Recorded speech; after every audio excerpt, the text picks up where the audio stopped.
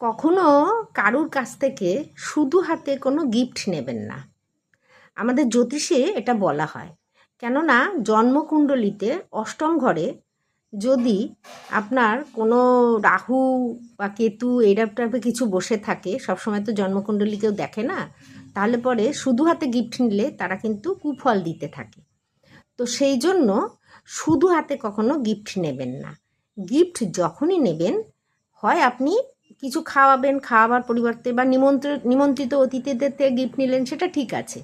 কিন্তু কেউ খাওয়ালেনও না বা কিছু দিলেনও না, তাকে শুধু শুধু গিফটটা নেবেন না। এটা করলে অনেক সময় জন্মকুণ্ডলিতে অনেক গ্রহ খারাপ হয়ে যেতে পারে। তাই কখনো শুধু হাতে গিফট নেবেন না। হয় তাকে কিছু খাওয়াবেন, নয় 5 টাকা 10 টাকা যাই হোক আপনার সাধ্য অনুযায়ী কিছু দেবেন, তবেই গিফটটা নেবেন।